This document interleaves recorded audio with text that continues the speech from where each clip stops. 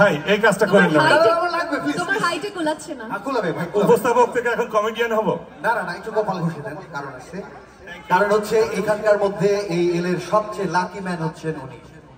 কারণ উনি যে কয়বার এই আনন্দ মেলায় আমি এসেছি, উনি উপস্থাপনা করেন প্রত্যেকবার, উনি ফিক্স থাকেন প্রত্যেকবার, ফিমেল পাল্টে যায়, আলাদা আলাদা মেয়ের সাথে অ্যাঙ্কারিং করেন। এই যে এ থেকে আপনারা কি শিখলেন? মেয়েরা বদলে যায়, ছেলেরা বদলায় না। ওকে, এই দুইজন আমাকে এত সুন্দরভাবে ইন্ট্রোডিউস করে দিল, আমার উচিত আমিও তাদেরকে একটু ইন্ট্রোডিউস করে দিই। আমার সামনে উপস্থিত আছেন নীল, ছবির নায়ক মিঠুন চৌধুরী। Thank you. নীল, ছবির নায়ক Mithun Chowdhury. Thank you. Thank you Rani. Just একটু নীল নীল। আচ্ছা ভাই আপনি যান প্লিজ। কেন আমি কি প্লিজ যোগ করেছি? আচ্ছা না সমস্যা। নীল, এখানে এসে কোনো সমস্যা হচ্ছে না তো? হলেও তোমাকে বলা যাবে না। না, কোনো জাদুর প্রদীপ পেয়েছেন তো? জাদুর প্রদীপ মানে জাদুর প্রদীপ থেকে জিন বের হয় ওইটা না, মানে জাদুর প্রদীপ বলতে সেম লাইক দ্যাট, মানে এরকম সেম। সেটা হচ্ছে জাদুর প্রদীপ ঘষা দিলে জিন বের হয়, আর এটা হলো বের হওয়ার পর ঘষা দিতে হয়, সেটা হলো বদনা। পেয়েছেন তো আপনি? আমি এখানে এসে এই একটা প্রবলেমে ঢুকেছি, মানে হয়েছে যতবার প্রবলেম হয় আমি জাস্ট বাগানে যাই, বাগানে কাজ সারি না, বাগানে গাছে পানি দেওয়া আছে না, ওইটা দিয়ে আমি কাজ সারতেছি, এবং এত দূর থেকে করতে হয়, এটা লং ডিস্টেন্স রিলেশনশিপের মতো অবস্থা মোটামুটি এটাতে আসি। যাই হোক, আচ্ছা আমি একটু বলতে চাই, দুইজন এমসি বাংলাদেশ থেকে আসছে, দুই গানের শিল্পী যদি জুটি বাঁধে, এটাকে এক কথায় কি বলা যাবে? দুই গানের শিল্পী যদি জুটি বাঁধে, এটা হলো গান জুটি। ওকে, আপনারা যারা এসছেন আমার খুব ভালো লাগছে। তো আমি জাস্ট একটু আপনাদের সাথে আমার দুঃখটা শেয়ার করতে চাই যে আপনারা কি অবস্থায় আছেন। বাংলাদেশ থেকে আমেরিকা কোন কোন সেক্টরে এগিয়ে আছে বলতে পারবেন? কে বলতে পারবেন যে বাংলাদেশ কোন কোন সেক্টরে এগিয়ে আছে এদিক থেকে? কে বলতে পারবেন? আমি বলবো সব সেক্টরে বাংলাদেশ এগিয়ে, ঠিক কিনা? বাংলাদেশ সব সেক্টরে এগিয়ে, বিশ্বাস করেন কিনা? যেমন আমি চিকিৎসার কথা বলতে চাই, আমি পুরে গিয়েছিলাম, আমার জন্য যারা দোয়া করেছেন একটু হাত তোলেন, যারা দোয়া করেছিলেন। বাংলাদেশের ডাক্তার সবচেয়ে আন্তরিক। আমি হাসপাতালে ছিলাম, রাত 3টার সময় ডাক্তার এসছে, আসলে রনি ওঠেন, অনিয়ম করলে তো আপনি মারা পড়বেন। আপনার কি হয়েছে? বলছে আপনি ঘুমের ওষুধ দেখায় ঘুমাইছে, আমারে তুলে ঘুমের ওষুধ খাওয়াই, বলছে এবার ঘুমান। এবং এখানকার ডাক্তার যে কি পিছিয়ে আছে, আমার এক আপা এই এখানে ছিল দীর্ঘ 7-8 বছর, তার কোনো বাচ্চা কাচ্চা হয়নি, উনি ডাক্তার দেখিয়েছেন, কাজ হয়নি। উনি অস্ট্রেলিয়া ডাক্তার দেখিয়েছেন, কাজ হয়নি। বাংলাদেশের ডাক্তার দেখিয়েছেন, 4 বছরে তার মাশাআল্লাহ 2টা বাচ্চা কাচ্চা। তো সেই ডাক্তারের অবদান আমি কোনোদিন ভুলতে পারবো না, কারণ 2টা বাচ্চা ছেড়ে হয়েছে ডাক্তারের মতো। এবং এই যে মজিম হোসেন চৌধুরী স্যার, আপনার ডাক্তারি এই সেক্টরে আপনাদের তো এখানে মেডিসিন লাগে, আমাদের ওখানে এমন অনেক চিকিৎসা এসছে ওষুধই লাগে না। যেমন কালকে খালেদ ভাইয়ের মাথায় ব্যথা হয়েছে, ব্যথার ওষুধ খেতে হইলো। বাংলাদেশে কোথাও ব্যথা হইলে চুমা দিলে সেরে যায়, সব ব্যথা, হাতে ব্যথা চুমা দিলে সেরে যায়, খালি পাইলসের ব্যথাটার এখনো হয়নি কাজ, এটা বাস, তাছাড়া সব মোটামুটি চোখ না। এটা অবশ্য বিয়ের আগে কাজ হয়, বিয়ের পরে কিন্তু এখানেও আপনারা সলভ হবে। যদি বউয়ের হাতে ব্যথা হয়, সোনার ব্রেসলেট দেন, ছেড়ে যাবে। বউয়ের মাথা ব্যথা, টিকলি কিনে দেন, ছেড়ে যাবে। গলা ব্যথা, গলার টিপ দিয়ে দেন, প্রবলেম সলভ। ওকে, আচ্ছা এখানে আছেন কি যারা হাজবেন্ড ওয়াইফ, কারো কোনো প্রবলেম আছে, তারা হ্যাপি আছেন এরকম কাপল কারা কারা আছেন? প্রবলেম একটু খুব হ্যাপি আছেন এরকম কাপল কারা আছেন? আমি একটু এইখানে আসতে চাই, একজন হ্যাপি আসতেছি। আসসালামু আলাইকুম ভাইয়া। আচ্ছা আপনারা আমার মনে খুব হ্যাপি কাপল, বিয়ের পরে আপনার ওয়াইফকে আপনার সমস্ত দুঃখ কষ্ট ভাগ করে নেয়, সত্যি বলবেন? I share all my password with her. ওকে, দেখেন মানে বিয়ের পরে আপনার সমস্ত দুঃখ কষ্ট তিনি ভাগ করে নিয়েছেন, কিন্তু খেয়াল করে দেখেন বিয়ের আগে আপনার কোনো দুঃখই ছিল না।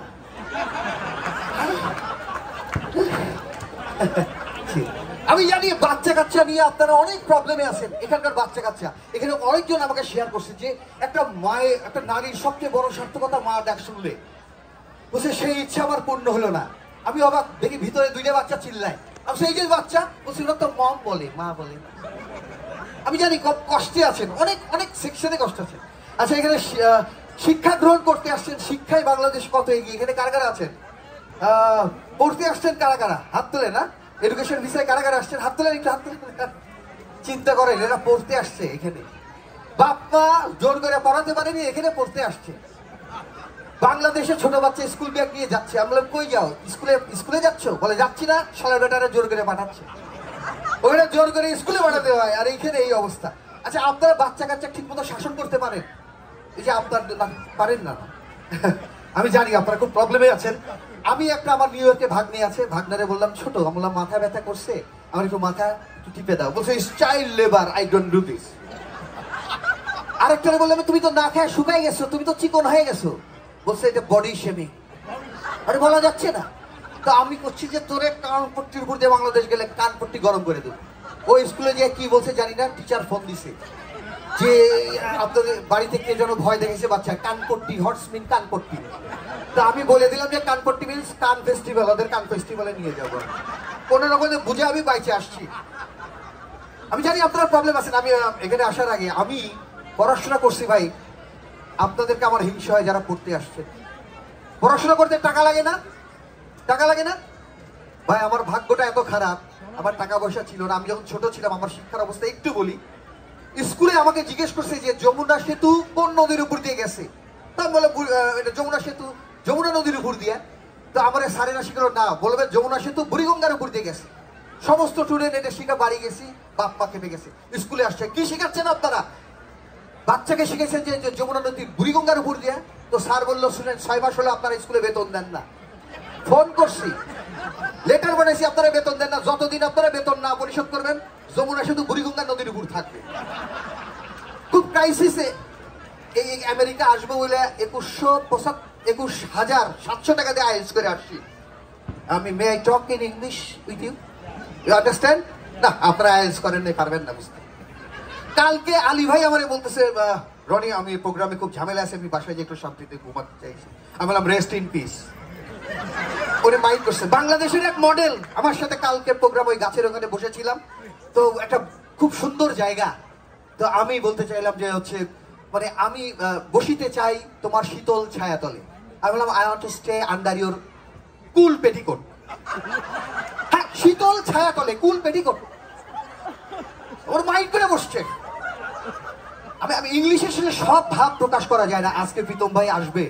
এই যে তুমি কোন শহরের মাইয়া গো লাগে উড়া ধুরা, এটা ইংলিশে কে বলবে ভাইয়া? ইংলিশে বলেন, তুমি কোন শহরের মাইয়া গো লাগে উড়া ধুরা? কোন ভাই প্রীতম ভাইয়ের জন্য ওয়েট করুন। কে বলবে কোন শহরের মাইয়া গো লাগে উড়া ধুরা? কে বলবে? কে?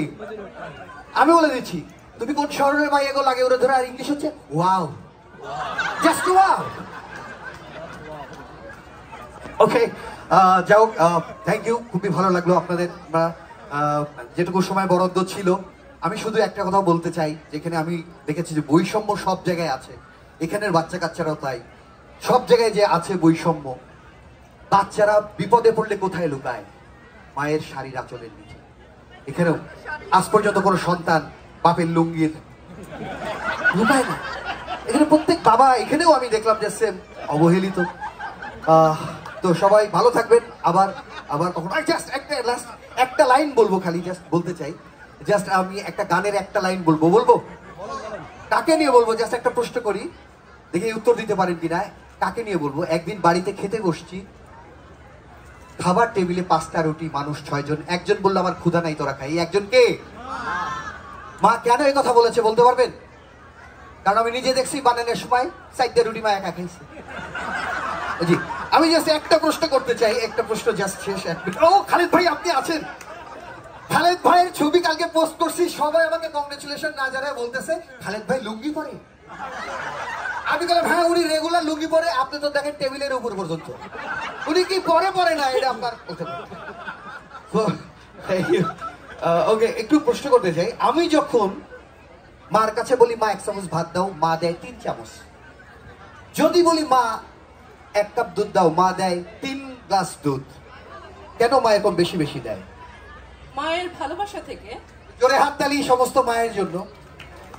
সেই মার কাছে 500 টাকা চাইলে 50 দেয়। ভবিষ্যতের জন্য সেভিংস করে, আপনাকে দিতে হবে না বেকার। বেকার গেছে, মার ভালোবাসা শেষ। শুধু এটুকু বলবো যে খুব ভালো লেগেছে যে টাকার কথা বললাম। আমার আমেরিকা এসে জীবনের একটা জিনিস পাল্টে গেছে। বাংলাদেশ থাকতে আমার শুধু মনে হয়েছে যে টাকাই সব। জাস্ট আমেরিকা আসার পর আপনাদের সাথে মেশার পর বুঝেছি টাকাই সব না, ডলারই আসল। যাই হোক, আনন্দ মেলা শুধু মেলা না, আপনাদের আনন্দ মেলা থেকে মজ্জা হোসেন স্যার ঈদে অনেক দুস্থ মানুষের জন্য আলী ভাই টাকা পাঠিয়েছেন।